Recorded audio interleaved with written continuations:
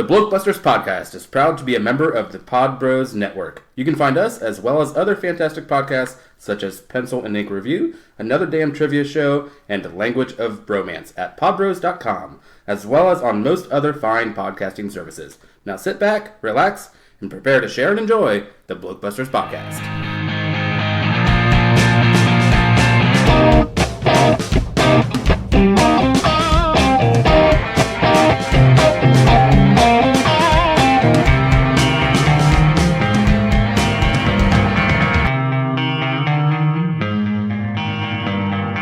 Welcome to episode 81 of the Blokebusters podcast. I'm Paul. And I'm Brian. And today we're going to be talking about a little-known film, called Honey, I Shrunk the Kids. And you can expect lots of terrible jokes like that in this one. But let's just get this out of the way, and I'm not going to try and do this as quick as possible. Oh, no. Yes, no pressure this time. Do follow us on Twitter at Blokebusters, Facebook.com/Blokebusters. You can email us, blokebusterpodcast@gmail.com. You can find us on our website, blokebusters.web.com, and that's mostly up to date at this point. We're also on Instagram at Blokebusters. That is also mostly up to date at this point. And you can try looking for us elsewhere, but you might run out of luck at that point, because I don't think we're anywhere else. Just pull our FBI files, and yeah, you can find us. Yes, there you go. If Comey is cooperative. All right. I'd be interested in seeing an FBI file on us. I would not. All right. So yes, how the hell did we get to this movie again? This was my doing, I believe. It was sort of. It was, sort of. Okay, I was given options and I chose. Yes, and you chose this one. Just so you know, this is fourth in box office gross for sci-fi comedy, according to Box Office Mojo. Really? Yes. Would you care to guess what 1, 2, and 3 are? For sci-fi comedy? Sci-fi comedy. Oh, well, I don't think it is, but I have to go with another shrinking movie, Inner Space. It is not, no. Damn. Okay. It is, I will tell you, it is in order. Why don't you just tell me? Yes, in order, Men in Black 1, 2, and 3. Oh, okay. So, this is the first in non-Men in Black related sci-fi comedies. Yes, and I can tell you the bottom of that list is actually frequently asked questions about time travel, which is actually a really good film, but it has such a limited release that it only made about $28,000. So, yeah, there you go. Well, I don't know if I'd like that one. I have a lot of questions about time travel. Well, in that case, especially in my movies. You might really enjoy it. It does have Chris O'Dowd in it, and it's got 2 other people in it. It does have Anna Faris in it, but she's actually not bad. Why did you say that negatively? I mean, yeah. I guess she's not the nice person. Okay, we're not going to Anna Faris bash, but yeah. No, I actually don't mind Anna Faris. It's just that I wouldn't necessarily say she was the best dramatic. Oh my God! actress. Did you see Keanu? She's amazing in Keanu. I just watched that. I've not seen that yet, but it is. Yes. She's so good. She much in the vein of like Neil Patrick Harris playing himself in the Harold and Kumar movies. It's a heightened, I guess would be the nice way to say it, version of herself. Okay.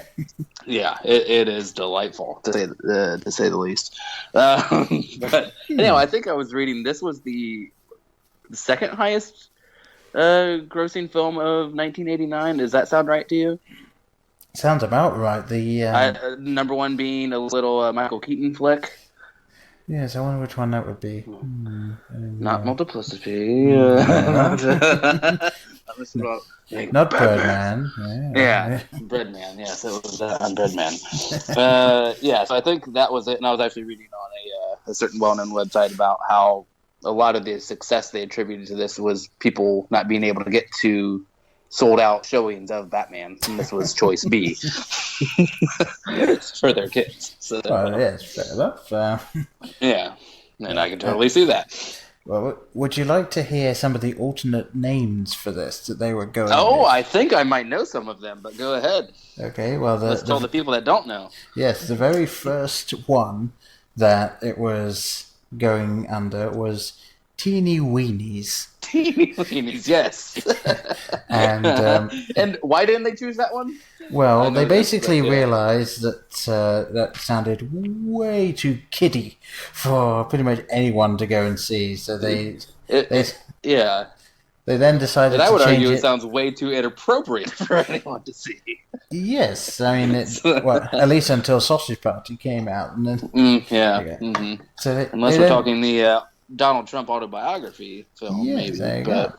yeah. Yes, what was it? The Art of the Deal or whatever it was with Johnny Depp there. Yeah. Yeah. But yes, they then decided, well, why don't we change the name so it's a little more accommodating for everyone? So they went with Grounded, and then they changed it again to The Big Backyard.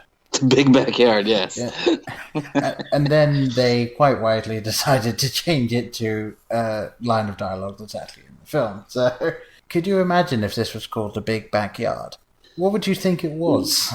I think it'd be about a big backyard. Yeah, you go into it and you start out the film and it's just like, okay, it's Rick Moranis playing an inventor. I would think of someone that lives near a forest or a plain of some sort. Yeah, and has a very large backyard. And then you don't get that at all. I think you would actually have ground for suing on this one. It's like, technically the backyard is no bigger than everyone else's. It is merely the perspective. It is called, yes, perspective and relative to all of that. Yeah, which we might get into. I'm sure we will. Well, yes. So directed by Joe Johnston, who might, directed one of Paul's favorite films, I would believe, if I'm not mistaken. Well, yeah. What is that movie, Paul? Well, Jurassic Park 3? Yes, definitely. Yes. But more so than that, a little Robin Williams movie called Jumanji. Yeah, it's definitely one of my favorite films, that one. Yes, I know. Yeah.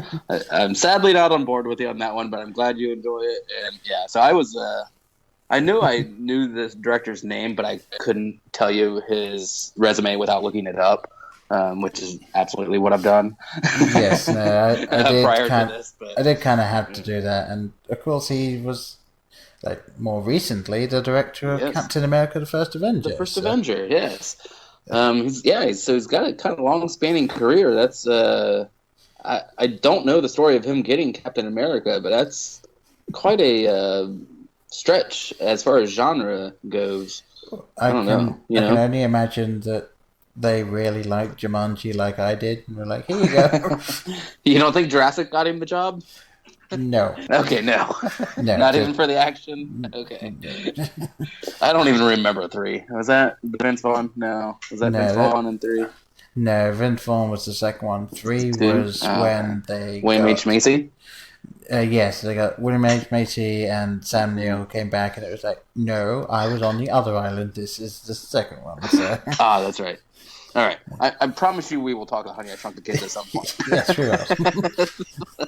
We will get around to it. Yes. So, yes, this had a budget of $18 million and a box office of, and this really surprised me, worldwide. Oh, yes. $222,724,172. I'm genuinely shocked it actually made that much.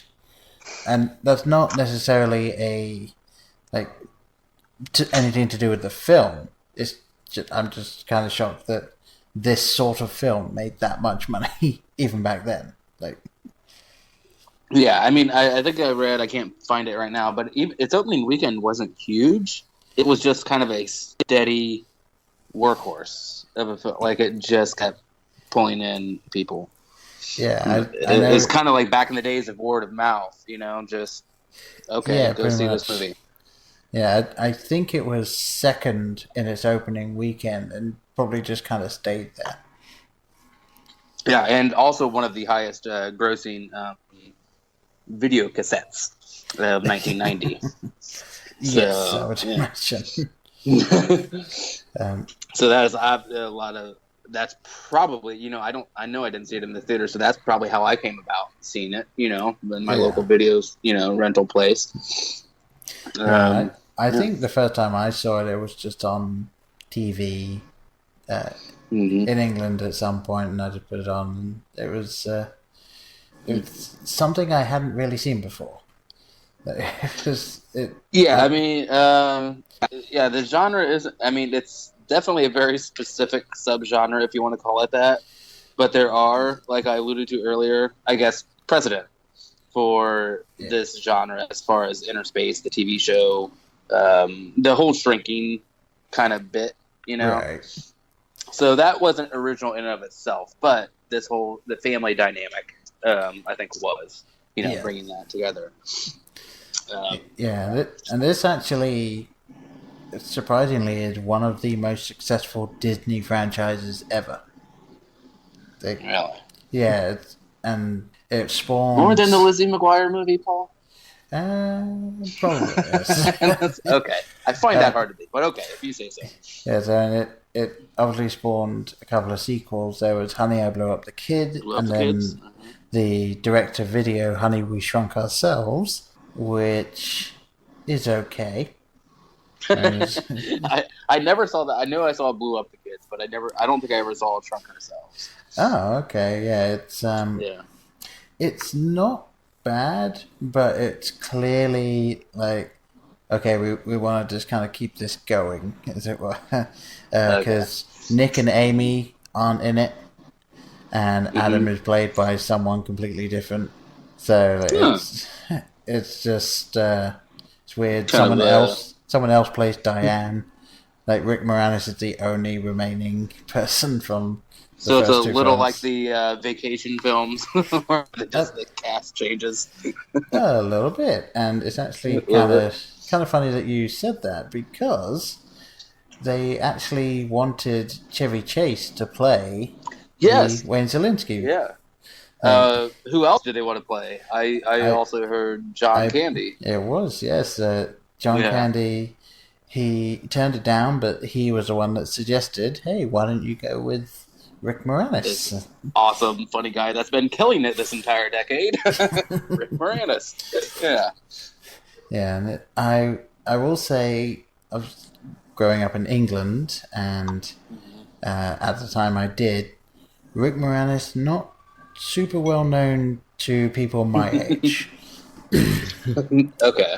Yeah, outside of Honey, I Shrunk the Kids, and then of course Spaceballs.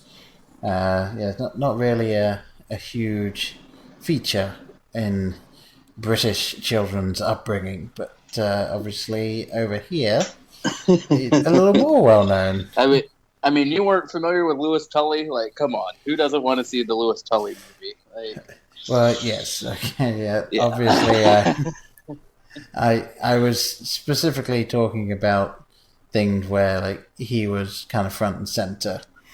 But yes, obviously there's that, and I believe the last film he did really before dropping off was The Flintstones, where he was Barney Rubble. It could be. Yeah, I think that sounds right. And again, that's one that I think maybe we should do at some point. Just a John Goodman, Rick Moranis film that was The Flintstones. All right. I'm in. All right. Well, I got nothing else to do, Paul. Let's do it. All right. There we go. I'll have to make sure I write that down somewhere. Yeah. All right. It's no going back now. I did want to mention the writers briefly. I didn't know if you looked into this at all, Paul, but Stuart Gordon, who was responsible for the story, his main other credit was Reanimator, which is odd. Odd that he could span those two subject matters. And then the screenplay by Tom Schulman. Some nice credits here. What About Bob and Dead Poets Society? Huh. So, yeah. And then there were a couple others involved, but they are mostly like B horror movie writers that contributed to the script. But I really thought that was interesting. What about Bob and Dead Poet Society and Honey, I Shrunk the Kids? Not a bad little resume there. No, not really. And I could actually say I kind of get why you would get horror writers in this, because, I mean, definitely it kind of sounds like something out of a horror film. It's kind of the reverse of Attack of the 50-Foot Woman or Them or stuff like that. Is rather than small things being big, it's the other way around. So being scared of large things, now you're scared of tiny things, but you're also tiny. I also heard that Martin Short was initially attached to play Wayne. Did you catch that at all? I did not, but I would only want to see that if he was Mr. Glick. Yeah, the whole time, that'd be okay. That would be interesting. I think we did okay with Moranis. I was expressing some concern with a friend of mine about like how I needed to watch this for the podcast, and I was slightly concerned that it wasn't going to hold up. My friend echoed those sentiments, and I was saying I think Moranis will get me through. And then as the movie played, I forgot how little he is in this movie. Yes, surprisingly, not a lot. It's mostly the kids, which, as you know, as the story goes, it should be. Yes. But I was really looking forward to those Moranis gold moments, and he does come through in spades. We'll get to that. But I don't know. Where do you want to go here? I mean, should we delve into the cast or the plot? I mean, if people aren't familiar, if you haven't, go ahead, Paul. I was going to say, I've got the cast list written down here, along with a couple of little side things of where they've come from or been. So obviously Rick Moranis is Wayne Zelinsky, and then Marcia Strassman, is that how you would say that one? I would say Marcia Strassman, yeah, as Diane Zelinsky. Amy O'Neill is Amy Zelinsky, so that must have been weird on set, like having the same name as your character there. Robert Oliveri, because it's Oliver I, is actually how it's spelled. As Nick or Nicky Zelinsky, you might recognise him as Kevin from Edward Scissorhands, because he is Winona Ryder's brother. Yes. And then, of course, you got Max Headroom himself, Matt Frewer, as Russell or Russ Thompson Sr., the next door neighbour. Christine Sutherland as May Thompson. Thomas Wilson Brown, which is quite the name there, as Russell. Sounds like he should be in the Trump cabinet. Thomas exactly, yes. As Russell Russ Thompson Jr. and Jared Rushton, otherwise known as the friend of Tom Hanks from Big, Billy, as Ronald Ron Thompson. And also, let's not overlook Charlie from Overboard. That's Jared Rushton, also calling in the 80s. Okay, go ahead. Well, I was going to say, and that is it for basic people that take up the majority of the runtime. There are a couple of people that are just kind of turning up randomly, but that's about it. Pretty much, yeah. So yes, were there any things where you were watching it and you were like, "Oh, they're in it"? They're in it? No. I mean, I guess like the first time Jared Rushton popped up, like it was that kind of snap your fingers. Where do I know him from? What do I know him from? Yeah. And then it like, oh yeah, shimmy shimmy Cocoa Puff, got it. Yeah. And then I was good. And then Amy O'Neill, who plays Amy, I just kept thinking, like, oh my gosh, she has such a familiarity about her, even though I looked into it and I don't really know any of her other credits per se, but I started referring to her in my brain through the rest of the watch as Little Laura Dern, because she had, I don't know, I just think she has a Laura Dern or possibly Helen Hunt quality to her. Yes, I can see that. Yeah. So this, kind of square-jawed but still attractive, and her last film role or her last acting role is from Attack of the 5'2" Woman. Okay. and she was German Skater. in that. So there Oh, you go. she wasn't the 5'2" woman. That's too bad. She was not. No. Oh, um, okay. yes. That's the thing. I looked into all of these people just to see, like, oh, so what else have they done? And it basically turned out that she quit acting because all of the scripts she was getting required her to have some form of nudity in it. So she was like, okay, I'm Oh, done. well, yeah. Fuck that. Yeah. I mean, not to mention we did have quite a few sexist lines in this film. I mean, yes, it was the 80s, but yeah, I don't blame her at all there. Yeah. So, Yeah. so apparently she is now just a performer comedian. So, Oh, good for her. Yeah. yes. Happy to hear that. Where do we want to dive in here to this wonderful 80s romp? I honestly don't know. Were you aware that, I mean, either in any of your research or did you know up ahead that the theatrical release contained an animated short? Yes, I Yeah, would with because one of our they favorite actually rabbits. yes, Mr. Roger. They actually the first couple of times I saw it on TV, they put the short before it. Really? Yeah. I've never seen. It's called Tummy Trouble. If you don't know, Yes, people. it is basically Folks. about Roger is looking after the baby, and then there's some issue with the rattle, and they end up going to the hospital. So I might have seen this, and I just kind of just blended it into its own film, yeah, But that sounds very familiar. Yeah. yeah, it's definitely one of those things where, like, chances are you've seen it, but but you probably can't name where you saw it and when. Yeah, so and I'm sure a lot of people that ended up seeing it in the cinema would now not be able to tell you where it was they saw it until they listen to this, and then they go, "Oh yeah, there you go." Yeah, I was surprised. This was their first Disney, their first short since '65, and it cost nearly $2 million. Wow, for Tummy Trouble. That is a shitload of money to put at the front of your movie. Yeah, I mean that for maybe, a 7-minute short. Maybe that had something to do with just the cast, though.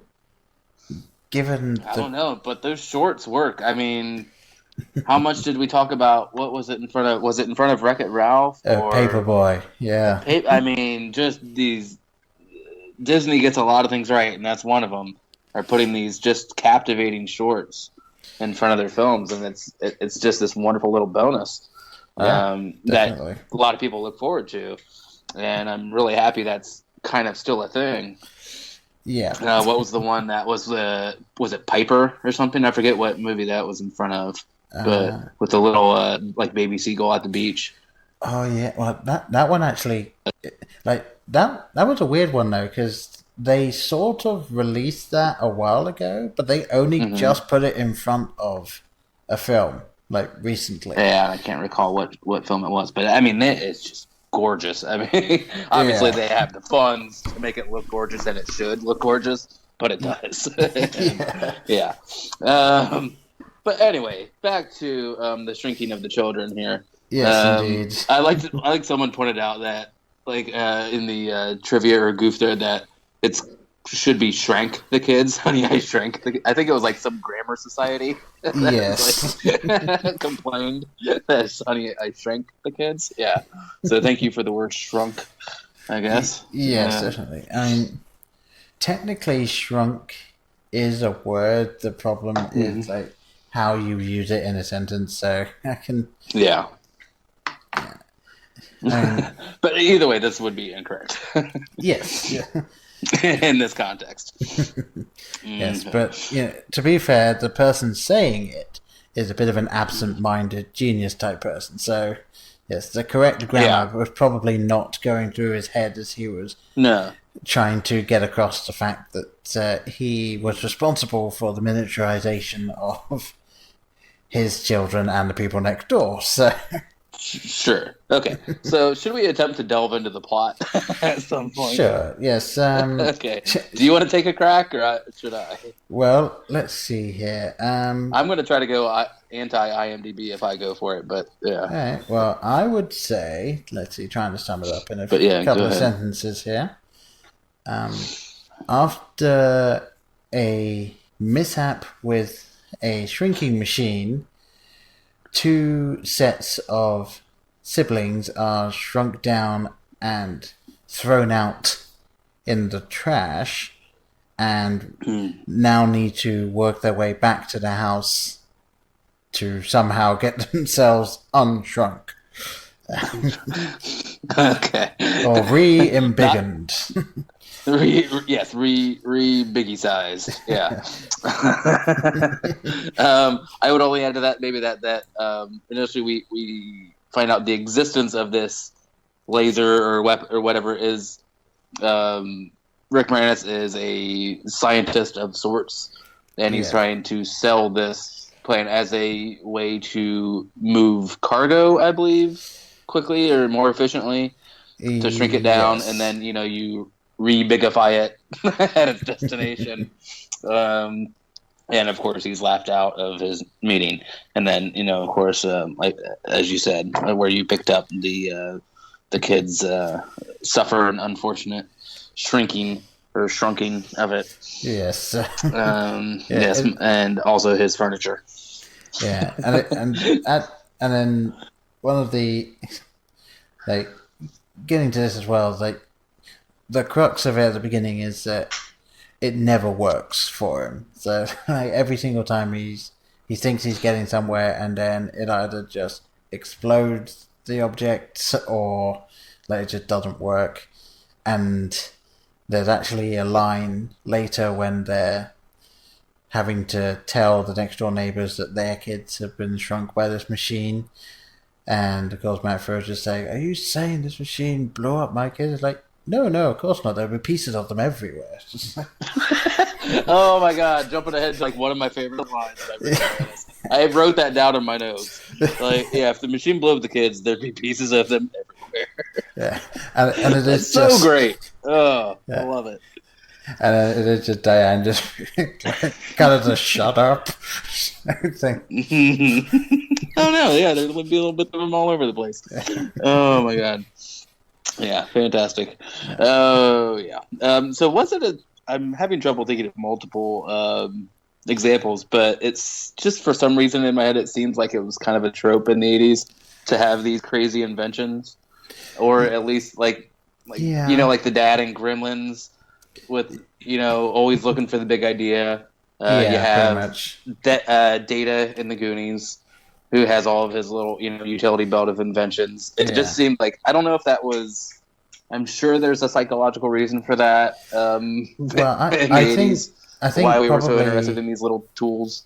Well, probably the reason for that was at that time is when technology really started to kind of jump forward, because you had you started to get Walkmans at the beginning of the 90s, so clearly they were working on stuff like that, and it was just a lot of people who were big into computers and stuff like that were starting to become big celebrities, like Steve Jobs, for instance, and Apple and all that, and that was starting to take off. So I think what happened was the nerds became cool for half a decade. That was the beginning, yeah.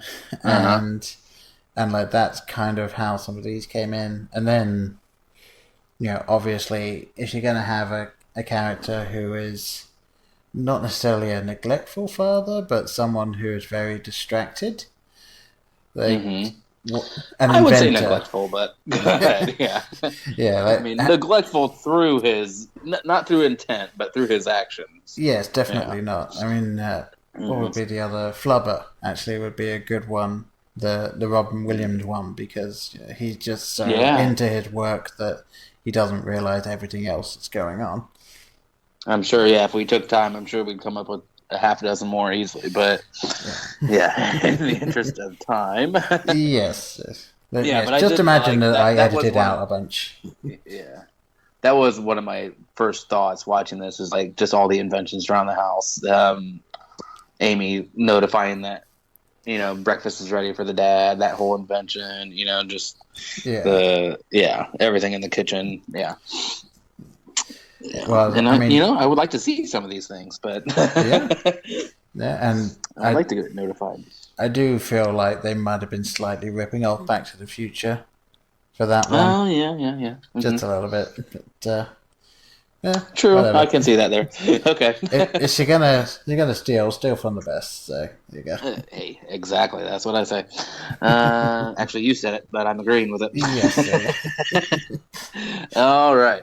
Where do you want to go from here? Well, I mean, I have pages of notes. So all right. Well, this is probably the most research and note taking I've done in probably a year for any of our podcasts. So I'll tell you what. Why don't we just go off your notes and just? All right. What really struck me about this film was the sets. I mean, yes. I think this movie came at a time when, yes, we had already had Star Wars 12 years earlier. Effects were available. They weren't great if you didn't have ILM's budget. I mean, not many people did. No. Other than, effects companies didn't. Other than, ILM was pretty much the only game in town around. So things do look a little rough, but the amount of practical effects in this, and then just the sheer set building and time it must have taken for these giant sets of blades of grass, of just the rocks, the animatronics, everything in here. I mean, yeah, it's dated. Of course, it's going to look dated, but I was just struck by the amount of work this must have taken. Yeah. And so that I felt like it was one of the stars of the films, or the sets. Oh. Like, I really appreciated them. Yeah, definitely. And I don't know if you ever went to Universal Studios in Orlando, but they had basically part of that, or at least they rebuilt it or whatever, as sort of a kid playground area. So you went through the blades of grass, and then you had some of the stuff to play on and climb onto. And just walking into that, and you start to go, "Oh yeah, this." They really did build all of these. That would all be shot digitally now. It would definitely all be in the computer. Yeah, you're on a green screen. I mean, just it's going to save time and money, and you can do it quickly with a software program. But it's. The battle sequences with like the insects and stuff did look a little rough, and you get that choppy, not quite 24 frame a second yes motion, and you're like, it looks a little rough. But it was it definitely did a good job of bringing you into the world there, and so I do love it for that, for just having real sets. Well, and kind of talking about some of that then, because so you had the real sets, and then obviously they had the giant ant and the giant scorpion and all that. Auntie. Definitely. Yes, the one thing that I actually still find a little difficult to watch is that scene with Auntie. Wait, can we back up just a second? Because I was reading a trivia thing on IMDb, and they were, I guess any user can submit these things. I don't know if that's true or not, but they were saying the name of the ant is Andy, as in A-N-D, as in dog, Y. And I'm like, no, it's Auntie. It's just ant with a Y, right? Exactly, yeah. So the point they were trying to make was that any soldier ant or whatever, or any, scout would be a female. The male stay inside the colony. And they're like, it wouldn't be called Andy. And well, first of all, I had so many. I really want to get a hold of this person because, one, Andy McDowell, fuck you, woman. So there's bullet one in your case, and then I'm like, no, it's Auntie, not Andy. Yeah. So thank you for making sure my ears are still working correctly as well. That would really bug me. Yeah, I don't understand why you would think it would be Andy, because, Number one, even if this did start out as a kid's film and that still left over from that, it's these kids have befriended an ant. Yes. What else would you call it? Yeah, we're just randomly going to call it Andy. Yeah. I mean, even Adam would make more sense than Andy. Yeah. For those of you that didn't get that, Adamant. There you go. Yes, there you are.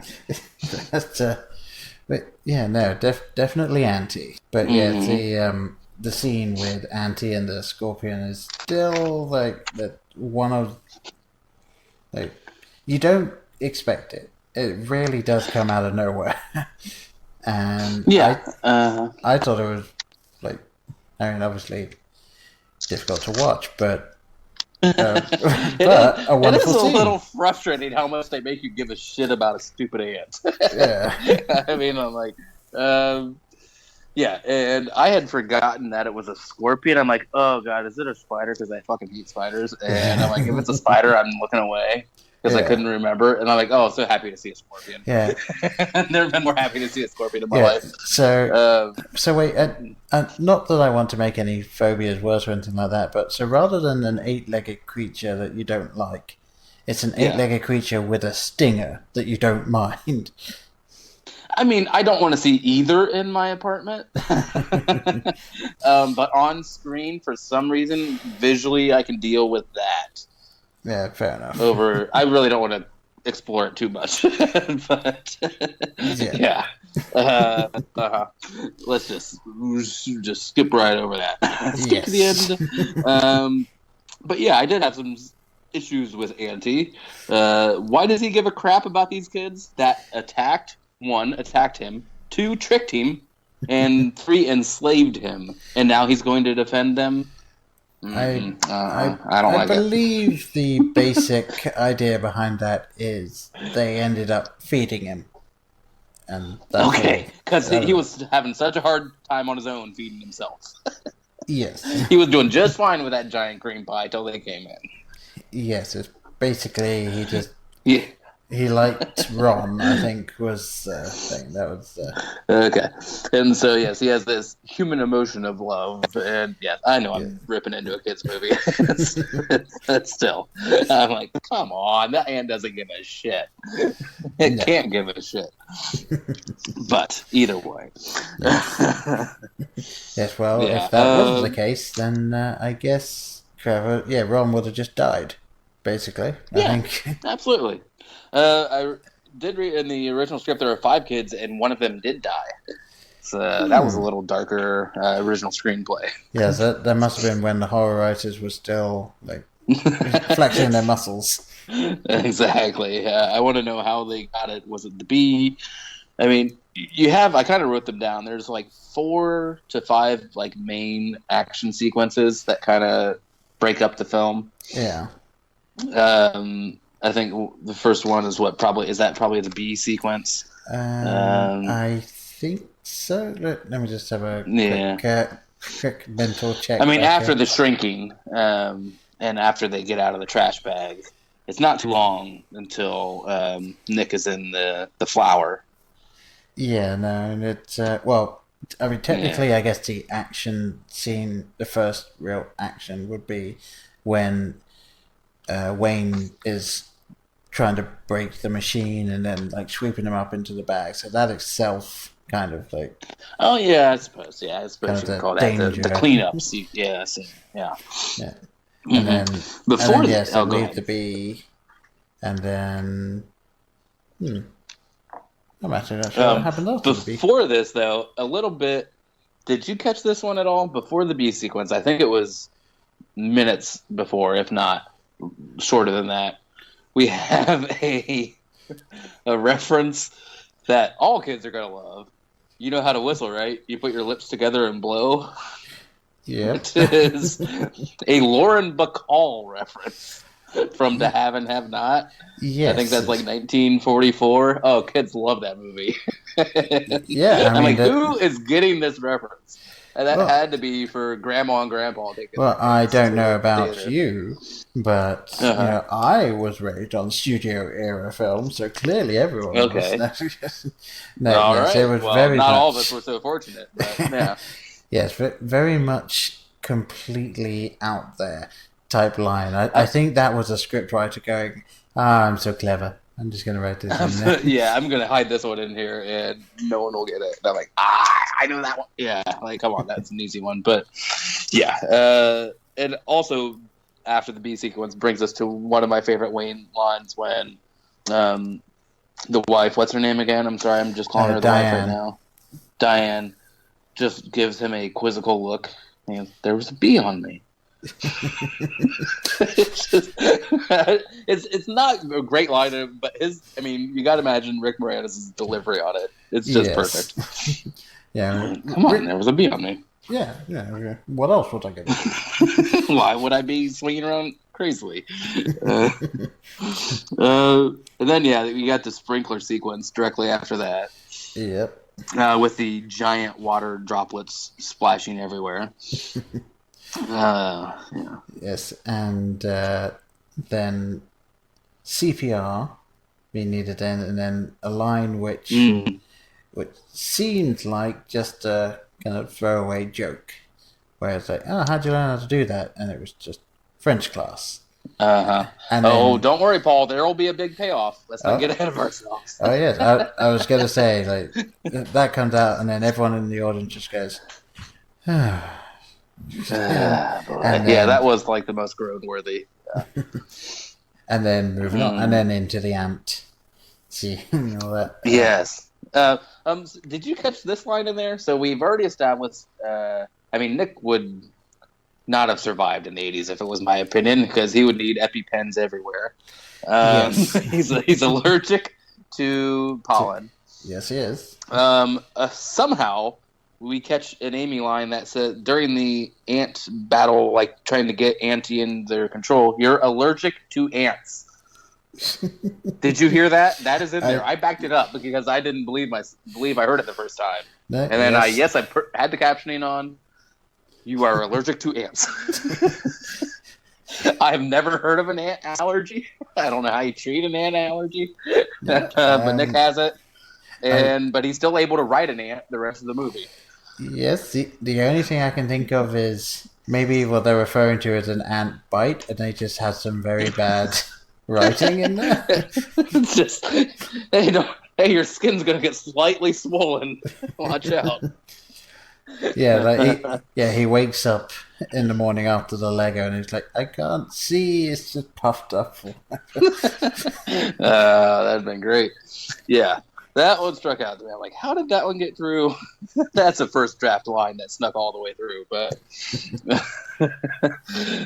they're having fun, those horror writers. Did you notice? I didn't notice this in the continuity mentions in IMDb, but Amy's shirt, I thought, went from rather muddy to rather unmuddy for the rest of the film. Yes, okay. I imagine that probably what happened was she said, like, I don't really want to be stuck in this sort of thing, and they were like, okay. Mm-hmm. I get the feeling that this is one of those clean, films, drippy, wet. Yeah. I sort of got the feeling that this was one of those films where they didn't necessarily expect it to do brilliantly, so they were just like sort of accommodating for that sort of stuff. I suppose, yeah. Shoes, whatever. Yeah.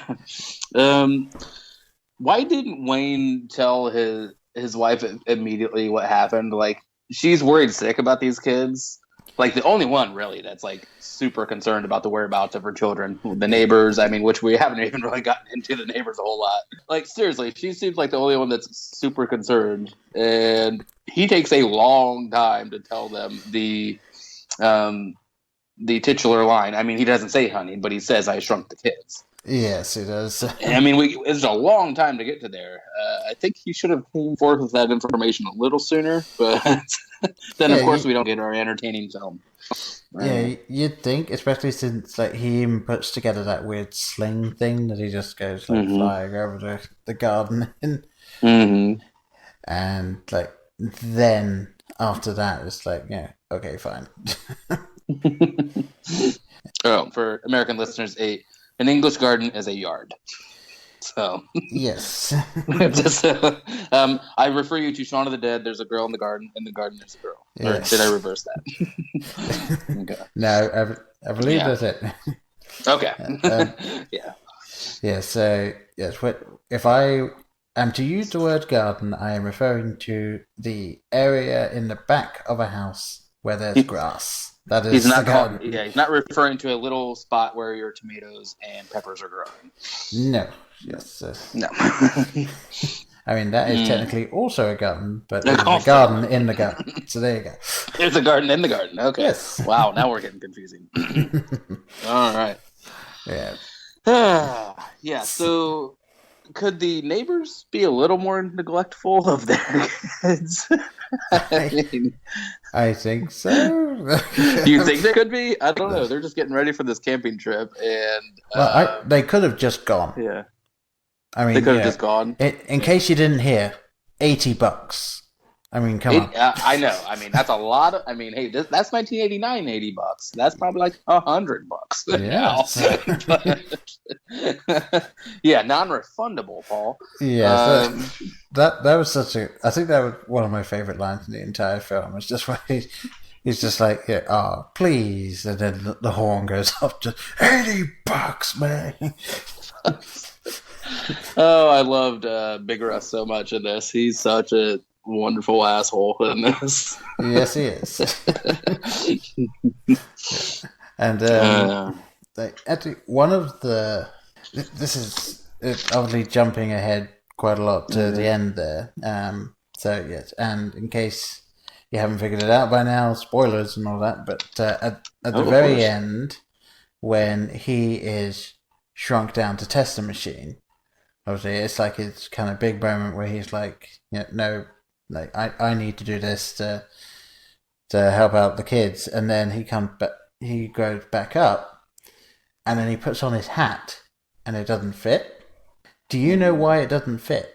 Yeah, it got shrunk. No, cause, no, I don't know. Yeah, because he gives the hat to May, and when he gets it back, like obviously the like on the face of it implication is that, oh no, he got brought back up to full size, but maybe a little bit smaller because the hat's now suddenly too big for him. But I don't know if you noticed it. May takes out the cigarettes that he's hiding in his hat, because he hands her the hat, and there's, well, I can't remember exactly which shot it is, but you see her take the cigarettes out. I did not catch that. No, I could have been. I was trying to not pause as much, so maybe I was writing a note down. But I didn't just catch that. Yeah, it's something that I didn't really notice until I was watching it for this. So. I love that. Like I said, Big Russ is the best. Almost as good as Moranis. Yeah. Anyway, I'd love to see a film with Matt Frewer and Rick Moranis, as like a comedy film with those two being the leads in something else, like not just a kids film, like something where they could just go off, because both of them are fantastic improvisers, so it would be really fun to see. Should we back up a whole lot here, and in case anyone doesn't know or is too lazy to use their Google on their phone, why Rick Moranis? Why we haven't seen him in over 20 some years? Sure, go ahead. I mean, I'm sure you're familiar, but I can quickly go through it if you want. Or I just think it's important to note. Yeah, it's been a while since I've actually really looked into it, so yeah, I imagine you wrote it down. So I mean, I don't actually have it written down, so if I get a thing or two wrong, then I'm okay with that. I'm just going to go very casually over it, but. Well, yeah, essentially, he had a family, still does, but his wife became ill, sadly passed away, and he chose to become a full-time family man to prioritize and take care of his kids, and acting took a serious backseat to the extent where he just dropped away completely. to raise his family. So that's essentially. I mean, you can understand why we haven't seen him in forever. And then he just. I've read articles where he is not unopposed to a quote unquote comeback, a la like Dave Chappelle. Yeah. But he just hasn't seen that right script for him that is worthy of that. No. So I would love if that would ever happen. You know, I was really looking forward to a cameo in Ghostbusters 2016, but of course that didn't happen. But yeah, that's why he, you know, dropped off the map. What was it, after the Flintstones? Was that the last one, I think? I think. Well, technically, Honey, We Shrunk Ourselves, because that was in '97. Oh, okay. And then I think he did voiceover stuff after that. But that's about it. So, but anyway, I have just got to come. I am a huge Rick Moranis fan, and I would love for him to be in something again. And I would love to see him do something a little more dramedy, you know, with a little, not just screwball, silly comedy, but with a little pathos to it. And so maybe like his St. Vincent type thing, where he's exactly, or Broken Flowers, or you know, or doubling down on Bill Murray there, but never a bad idea to double down on Bill Murray. So just to back up there, that's kind of where Rick Moranis has been, in case you were unawares, and you can Google and correct me with anything I fucked up there, but essentially he had bigger fish to fry.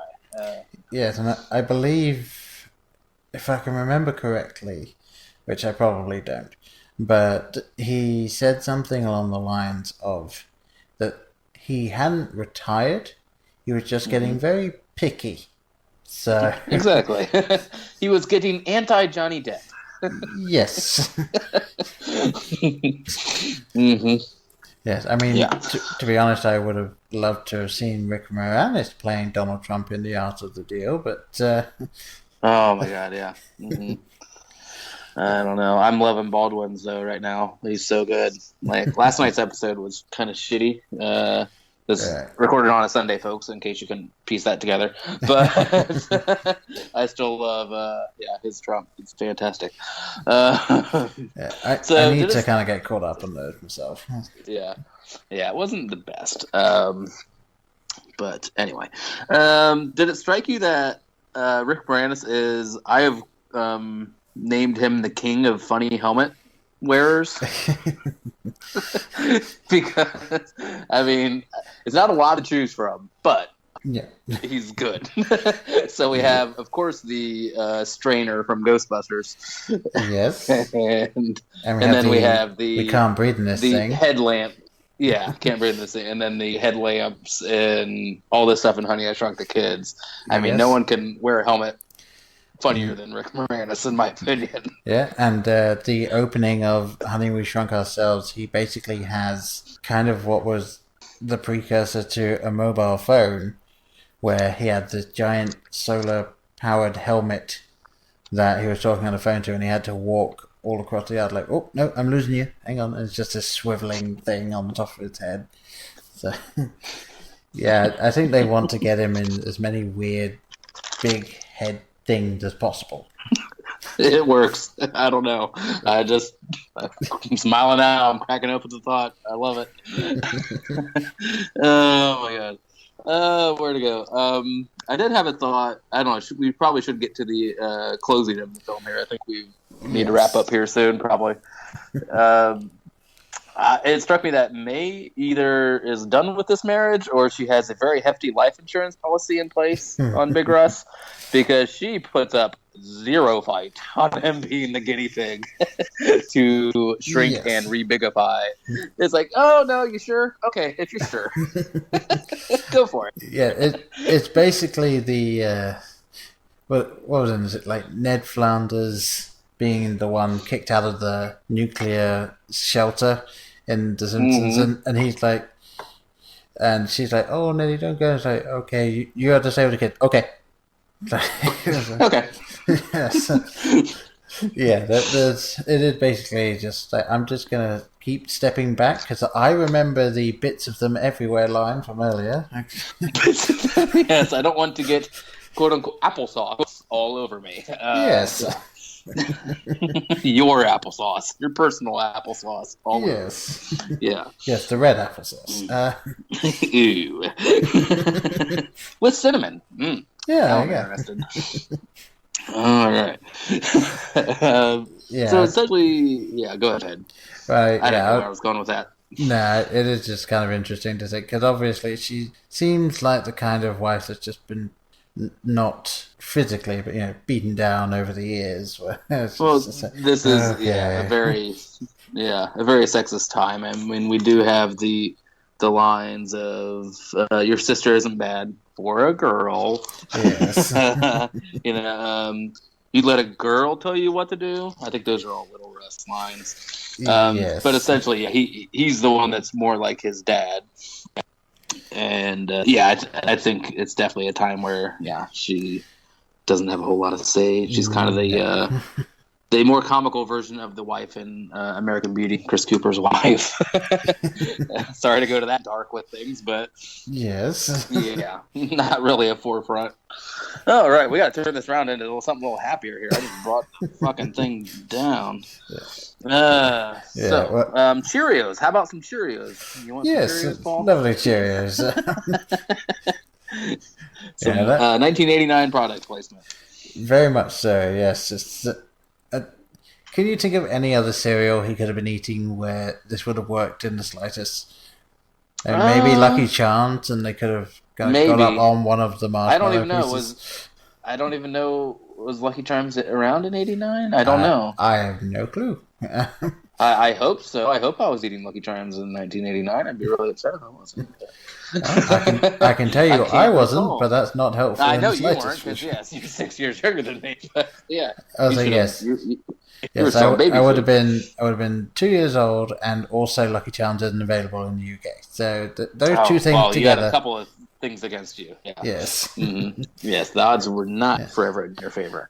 Yeah. So basically, I think they would have had a choice between Cheerios and Fruit Loops if Fruit Loops existed then. Those are the only two ones that could have worked. There's really, I can't think of too many other O-shaped things that would have worked out there. No. Apparently, those were tires that were covered in like this foam and painted like truck tires that were the Cheerios, which fucking fascinating. Like that is movie making to me. I love it. Yeah, you genuinely wouldn't be able to know. Yeah, it looked good. Yeah, and the only problem I don't have a lot to add there. The only problem I had with the scene was obviously he ducking down into the milk to try not to be scooped up and eaten. But there was one visible. Yeah, there was one where he's ducked down and then Wayne goes in with a spoon, and it's like, there's no way you missed him. I mean, if you missed him, if you didn't get him on the spoon, you at least hit him. Have you ever been trying to scoop up a Charm and Lucky Charm? I mean, those things are fucking invasive. You're scooping in there, and you got that, and it just that milk just scooped it all off, and I don't know. I'm letting that have a pass. Well, I mean, fair enough if it was a Lucky Charm, but it's a human being, a miniature human. Touché. I guess you got me there, don't you? All right. Yes. Okay. Why don't we just bring back the thing that I mentioned earlier, in that the very end of the film is it's going out on a fade out on a giant milk-bone treat, because now the shrink ray has just been used to enlarge things. So let's get our dog super fat. Yep. And then of course it's zooming out, and then you hear, "Wait a minute," and it zooms back out. Oh, it's coming back. And then Nick just goes, "French class," and then and this is what, 4 or 5 months later. Like, it's taken him that long to get this joke. Is it that long later? I mean, I thought it was just immediate future. I don't know, a few days later. Because it seemed like they're going on some sort of summer fishing holiday, and at the end of the film it's Thanksgiving. Oh, so wow! Like, he is true. Then he's not only very slow off the mark, but also willing to bet that nobody sitting at the table, including the kids, remember what it is he's laughing at. So he is officially just laughing at the words French class at Thanksgiving. He's just exposing himself to be an insane person. Yes. He's just schizophrenic and laughing at the words French class. Yeah, this is the point where genius.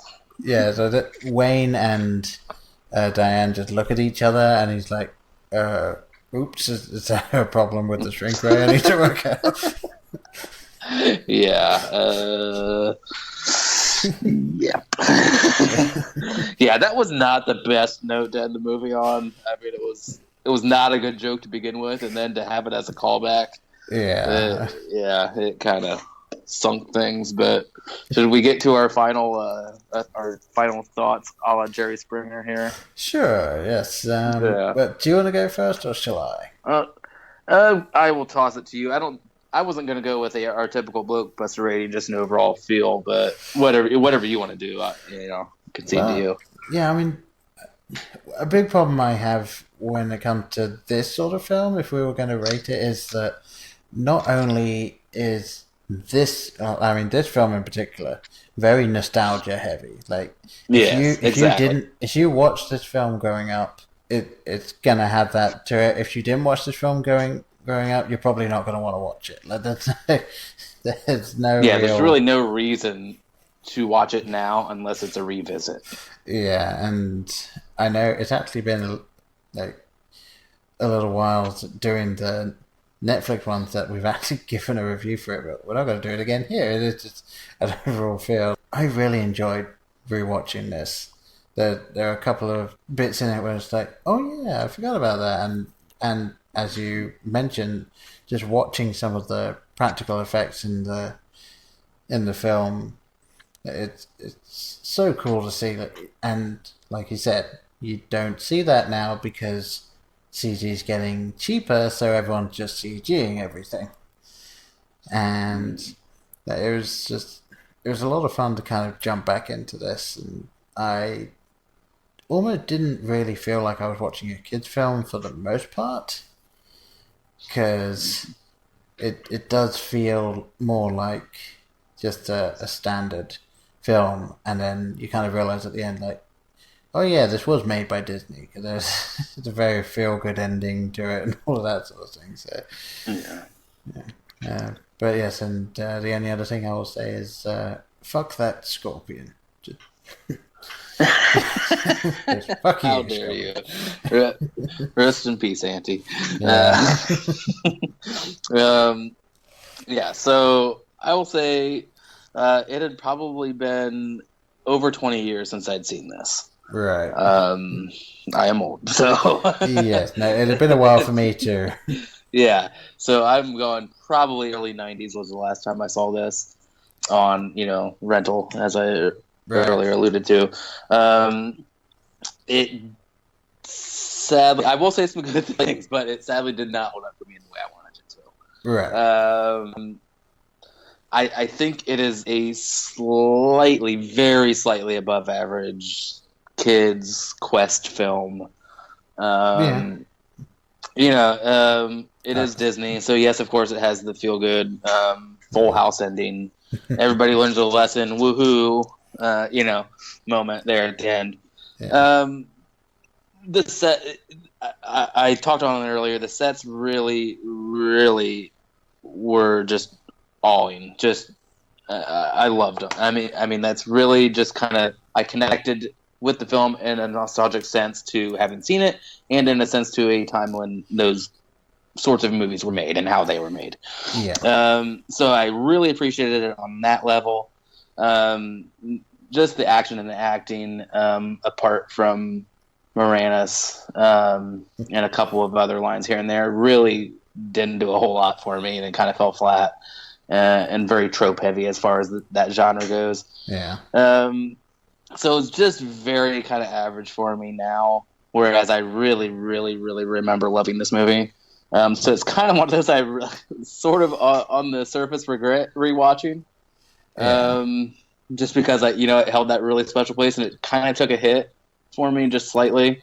There's still a lot of good stuff. Like you said, if you're already familiar with the film, I don't want to shit on it. If it's a special part of your childhood, I totally get it. That's how Goonies is for me. I wouldn't want people, shitting all over Goonies. But it just didn't really hold up the way I wanted. It's still all right. Yeah. It's okay.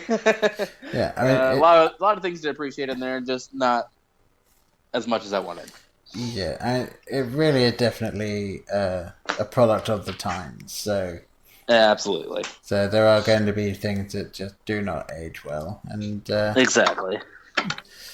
But yeah, I feel that for the most part, there's enough in it to keep you engaged. But yet, like I did say, chances are if you are unaware of the franchise, you're probably not going to pick this to watch at this point. Yeah. No, there's so much more sophisticated writing and action now that it's not going to hold up in the same way like if you went back and watched a studio genre, or studio era film from the 1930s, 40s. Yeah. It's like if you don't already have an appreciation for that, it's not going to work for you probably. No, definitely not. When people nowadays think of Scarface, they think Al Pacino. They don't think of the original Scarface, which I personally think was better. But there you go. Yeah. I don't. You're not alone. There. Yeah. So, unfortunately. So there it is. Honey, I Shrunk the Kids to Scarface in under in an hour. We did it. We said we couldn't. They said we couldn't, and we did it. Yes, and they also said we shouldn't, and they were probably right. Yeah, definitely right. Anything to add here, Paul? I don't think so. The only thing I would probably add here, not really to do with this film, but just a general thing for the next year, since this is the first proper episode of the of the new year, is number one. Sorry we didn't do a Christmas thing, but yeah. I have a baby now. First Christmas. Yes. Back off, people. Paul has a baby. It wasn't going to happen. So there you go. But yes, I feel that the way we've been doing this show for the past year, I've been really enjoying it, and I really like some things that come out of it. So I believe we're going to be continuing on in this vein for at least a little while longer. Yeah. And if I could just add to that briefly, much in the way of, yes, you are a busy family man now, so the podcast has to change, and I love the changes we're making. I will apologize if you're looking for newer releases. There are plenty of great podcasts out there that we can recommend you to that you can find.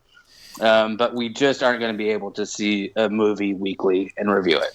It's just not how things are going to work out for us. Mostly Paul. Yes, mostly me, unfortunately. But that's fine. But yeah, so we change, and that's we just hope you're still able to appreciate the content we can give you here.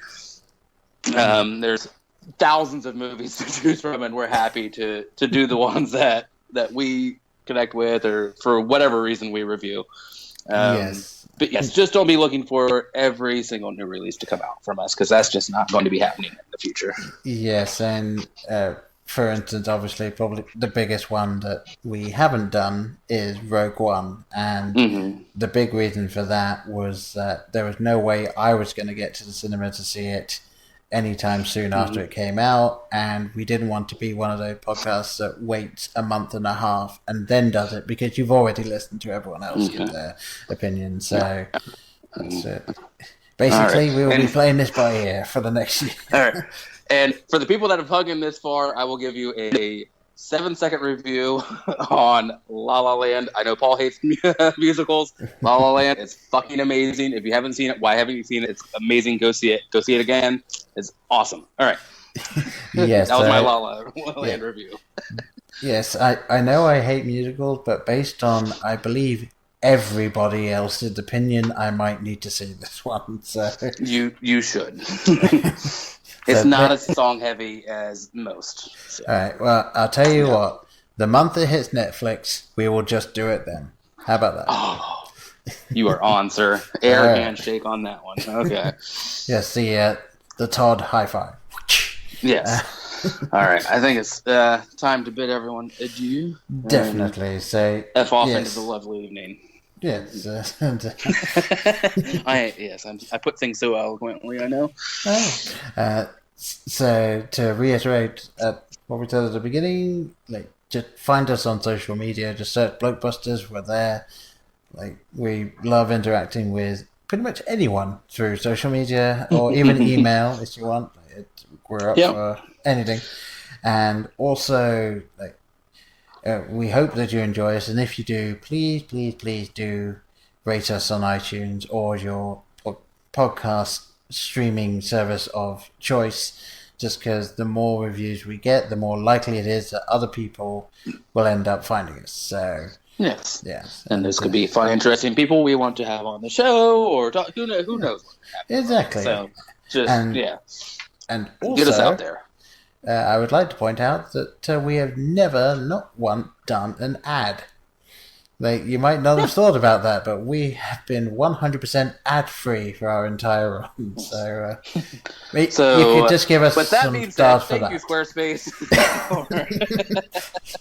Wait, no, never mind. Yes, no, this ad run brought to you by Burger King. No. Yes, so ad-free, free. Exactly. So, and with that, I think we shall bid you all farewell for now. So, I've been Paul. Thank you. I've been Brian. Bye, guys. Goodbye.